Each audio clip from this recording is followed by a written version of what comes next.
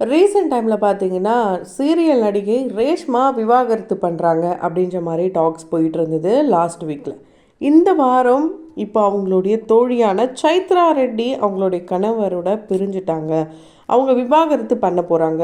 அவங்களுடைய social media பேஜில் இருந்து எல்லா ஃபோட்டோஸும், அவங்க ரெண்டு பேரும் ஒன்றா இருந்த ஃபோட்டோஸ், மேரேஜ் ஃபோட்டோஸ் எல்லாத்தையுமே டெலீட் பண்ணது மட்டும் இல்லாமல் அவரோட கணவரையும் அன்ஃபாலோ பண்ணிட்டாங்க. அவங்க கணவரும் ராகேஷ் இவங்கள அன்ஃபாலோ பண்ணிட்டாரு. இது போலலாம் நிறைய விஷயங்கள்லாம் பார்க்க முடியுது.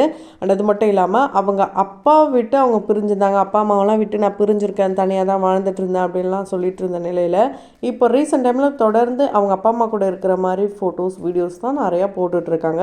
அவங்க அப்பா தான் அவங்களுடைய உலகம், உயிர் எல்லாமேவாம். ஸோ ரொம்ப வருஷத்துக்கு அப்புறமா இப்போது அவங்க டிவோர்ஸ் அப்படின்ற மாதிரி டாபிக்ஸ் போயிட்டுருக்கு. அவங்களுடைய காதல் அண்டு திருமணம், அவங்களுக்குள்ளே இருக்கிற அந்த புரிதல், இது எல்லாத்தையுமே அழகாக, குறிப்பாக அவங்க குழந்தைய பற்றிலாம் கூட ஒரு சில இன்டர்வியூஸில் சொல்லியிருக்காங்க. காதல், திருமணம், ஃப்ரெண்ட்ஷிப் இது எல்லாத்துக்கும் ஒரு விஷயம் தேவைன்ட்டு அதையும் சொல்லியிருக்காங்க. அது எல்லாத்தையும் இந்த வீடியோவில் தொடர்ந்து பார்க்கலாம். அதுக்கு முன்னாடி இது வரைக்கும் யாரெல்லாம் நம்ம சினி சமூகம் சேனலை சப்ஸ்கிரைப் பண்ணலையோ அவங்க எல்லோரும் மறக்காமல் சப்ஸ்கிரைப் பண்ணிவிடுங்க. கூடவே பக்கத்தில் இருக்க பெல் ஐக்கனையும் மறக்காமல் ப்ரெஸ் பண்ணிவிடுங்க. நடிகை சைத்ரா ரெட்டி அவர்களை கல்யாணம் முதல் காதல் வரை அப்படின்ற சீரியல் மூலயமா அறிமுகமானது மட்டும் இல்லாமல் அதை தொடர்ந்து ஸ்வேதா அப்படின்ற கேரக்டர் பண்ணதுனால இவங்க ஒரு வில்லியாக எல்லார் மனசுலையும் நீங்காத இடம் பிடிச்சிட்டாங்க. அதனால தான் இப்போ நிறைய க்யூட்டஸ்ட்டு வில்லிகள்லாம் வந்துட்டுருக்காங்க. அதுக்கு அடித்தளம் போட்டவங்களே இவங்க தான். இவ்வளோ க்யூட்டாலாம் வில்லி இருக்க முடியுமான்ற அளவுக்கு, திட்ட முடியாத அளவுக்குலாம் இவங்களுடைய ஆக்டிங் யாரடி நீ மோகினி அப்படின்ற சீரியலில் இருந்திருக்கும். கண்டிப்பாக இந்த சீரியல் பார்த்தவங்களுக்கு தெரிஞ்சிருக்கும். ரொம்ப வருஷமாகவே இவங்க நடிக்கிறாங்களே, இவங்களுக்கு வயசு என்னன்ற அளவுக்குலாம் கூட யோசிப்பாங்க. ஏன் இவங்கக்கிட்டேயே கூட ஒரு சிலர்லாம் சொல்லுவாங்களாம், அக்கா நாங்கள் ஸ்கூல் படிக்கும் போது உங்கள் சீரியலை பார்க்க ஆரம்பித்தோம், இப்போ வரைக்கும் போயிட்டுருக்கே, நான் காலேஜும் முடிச்சுட்டு வேலைக்கும் போகிறேன்ற அளவுக்குலாம் சொல்லிட்டு இருக்காங்களாம். ஒரு சிலர் இந்த சீரியலில் கதையே இல்லைப்பா, ஏன் பாட்டி ஓட்டிகிட்ருக்கீங்க, தயவு செய்து நிறுத்துங்கப்பான்ட்டு ஒரு சிலர் கதறிட்டும் இருக்காங்க. என்ன தான் நடக்குது, ஏன்னா இருக்கிறதுனால தான், மக்களுக்கு பிடிக்கிறதுனால தான் ரேட்டிங் கொடுத்துட்ருக்காங்க. அதனால தான் சரி எல்லா நடிகர்களும் இதில் நடிச்சிட்ருக்காங்க. இல்லைன்னா எப்பயோ சீரியலுக்கு சுபம் போட்டு எண்டு காடை போட்டிருப்பாங்க. ஆனால் இந்த சீரியல் இப்போ இன்ட்ரெஸ்டிங்காக போதா இல்லையா, உங்களுடைய கருத்துக்கள் என்னன்றதை கமெண்ட் பாக்ஸில் மறக்காமல் கமெண்ட் பண்ணிவிடுங்க. இவங்களுக்கு இந்த கயல் சீரியல் தான் மறு வாழ்க்கை கொடுத்துருக்கு. ஏன்னா பணத்துக்காக, பண தேவைக்காக அவ்வளோ வலி, வேதனை, கஷ்டங்களை தாண்டி தான் இவங்க இந்த சீரியலில் கமிட் ஆகி சக்ஸஸ்ஃபுல்லாக போயிட்டுருக்கு. இவங்க இந்த சீரியலில் முழுக்க முழுக்க சாரியில் தான் வந்துட்டுருக்காங்க. அண்ட் மேக்ஸிமம் இவங்க நடித்த எல்லா சீரியல்லையுமே சாரீ தான். அந்தளவுக்கு சாரீஸ் ரொம்ப பிடிக்குமா. அதனால தான் இவங்க ஓனாக ஒரு பொட்டைக்கும் வச்சு ரன் பண்ணுறாங்களாம் பெங்களூரில்.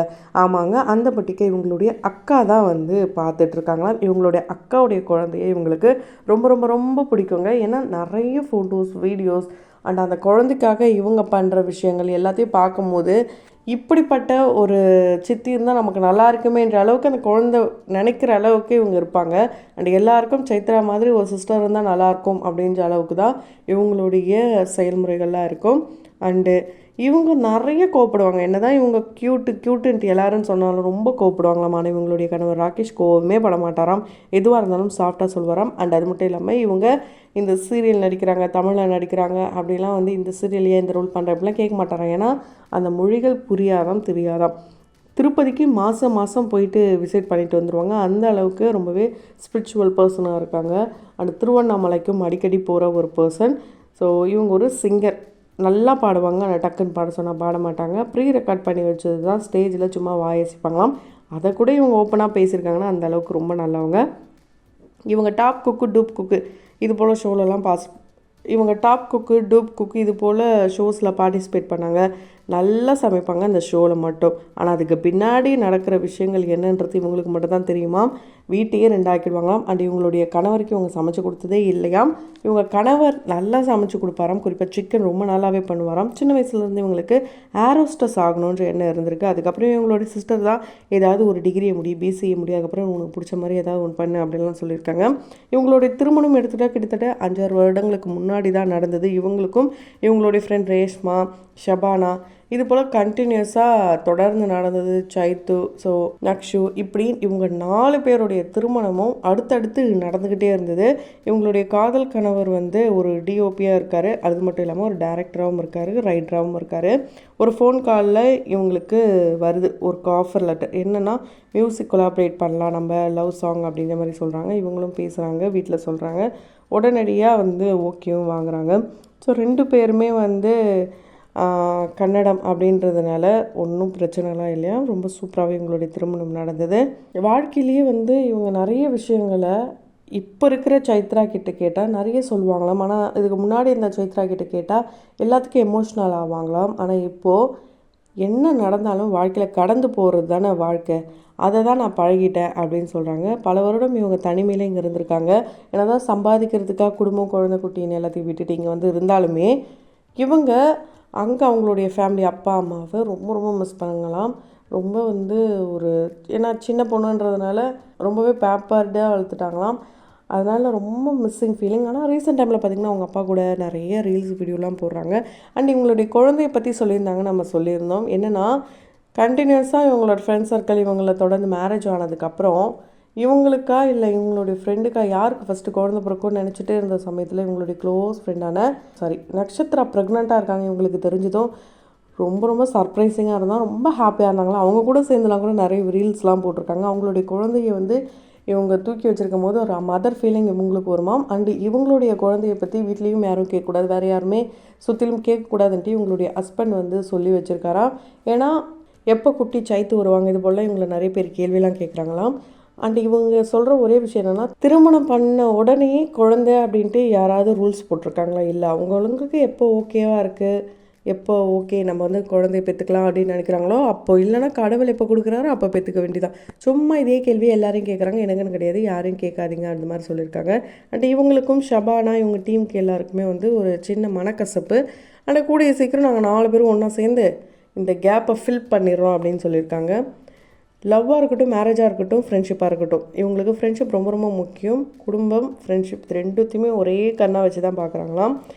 இவங்களோட சேர்ந்து இவங்க ஃப்ரெண்ட்ஸ் கேங் ரொம்ப ரொம்ப ஒரு வரப்பிரசாதமாக இவங்களுடைய வாழ்க்கையில் நினைக்கிறாங்க. ஒரு முக்கிய அங்கமாக இருக்காங்க. இது எல்லாத்துக்கும் எது முக்கியம் தேவைன்னு பார்த்திங்கன்னா லாயல்ட்டி. அந்த லாயல்ட்டி இருந்தாலே போதும், வாழ்க்கையில் கடைசி வரைக்கும் நம்ம பயணம் செய்யலாம் அப்படின்ற மாதிரி சொல்லியிருக்காங்க. ஸோ இந்த லாயல்ட்டி அப்படின்ற ஒரு விஷயம் மிஸ் ஆகும் போது தான் அந்த இடத்துல பிரிவு வருது அப்படின்னு சொல்லியிருக்காங்க. இப்படி இவங்களுடைய ஓல்டு இன்டர்வியூஸ்லாம் பார்க்கும்போது அவங்களுடைய கணவரை பற்றி பாசிட்டிவாக சொல்லியிருக்காங்க. ஆனால் சடனாக ஏன் இப்படி பண்ணாங்கன்னு தெரியல. அண்டு குழந்தைய பற்றிலாம் சுற்றிலும் யாரும் கேட்கக்கூடாதுன்ட்டு தடுத்து வச்சவரும் அவங்களுடைய கணவர் அப்படி தான் சொல்லியிருந்தாங்க. ஸோ ஆளுக்கு டிவோர்ஸ் அப்படின்னு சொன்னாலும் இவங்களும் அதுக்கேற்ற மாதிரி ஃபோட்டோஸ்லாம் டெலீட் பண்ணியிருக்காங்க. அவங்க ஃபேமிலி கூட இருக்கிற ஃபோட்டோஸ் மட்டும்தான் போஸ்ட் பண்ணுறாங்கன்ற பட்சத்தில் ஸோ எதுவாக இருந்தாலும் அவங்களுடைய லைஃப், அவங்க எடுக்க போகிற முடிவு. இருந்தாலும் இவங்க பல பேருக்கும் எடுத்துக்காட்டாக இருக்காங்க. இவங்கள மாதிரி நம்மளும் வரணும்னு நினைக்கிறவங்களுக்கு பர்சனல் லைஃப்பில் நிறைய அப்ஸ் அண்ட் டவுன்ஸை இவங்க பார்த்துட்ருக்காங்க. ஸோ அது எல்லாத்தையுமே அவங்க தான் கோ த்ரூ பண்ணுறாங்க. நம்ம வெளியிலேருந்து சொல்லாமல் இந்த மாதிரி பண்ணாதீங்க, சேர்ந்து வழங்கன்ட்டு. ஆனால் என்ன நடக்குதுன்றது அவங்களுக்கு தான் தெரியும். இதே தான் இப்போ ரீசெண்டாக செலிப்ரிட்டிஸ் கொடுக்குற டிவோர்ஸுக்கு பின்னணியாகவே இருக்குது. ஆனால் இந்த ஜிவி பிரகாஷ் அண்ட் சைந்தவி இவங்க 2 பேருடைய டிவோர்ஸ்க்கு அப்புறம் தான் இவங்க 2 பேருக்கும் புரிதல் ரொம்ப அதிகமாகி அவங்களோட இன்டர்வியூஸ்லாம் பார்க்கும்போது ரொம்ப மெச்சூர்டாக இருக்குது. அவங்களுடைய குழந்தைக்காக நாங்கள் ஒன்றா இருக்கப்போம் அப்படின்லாம் அவர் சொல்லியிருந்தாங்க. அப்படி இருக்கும்போது எதுக்கு டிவோர்ஸ் கொடுத்தாங்கன்னே தெரியல. ரீசெண்ட் டைமில் டிவோர்ஸ் அப்படின்றது டக்குன்னு கிடச்சிட்ருக்கு. இது எங்கே போய் முடிய போகுதுன்னு தெரியல. ஸோ இதை பற்றி நீங்கள் என்ன நினைக்கிறீங்க, உங்களுடைய கருத்துக்கள் என்னன்றதை கமெண்ட் பாக்ஸில் மறக்காமல் கமெண்ட் பண்ணுங்கள். தொடர்ந்து வீடியோஸ்லாம் பார்க்கணும்னு நினச்சேன்னா உடனே சேனலை சப்ஸ்கிரைப் பண்ணிவிட்டு பக்கத்தில் இருக்க பெல் ஐக்கனையும் மறக்காமல் ப்ரெஸ் பண்ணிடுங்க.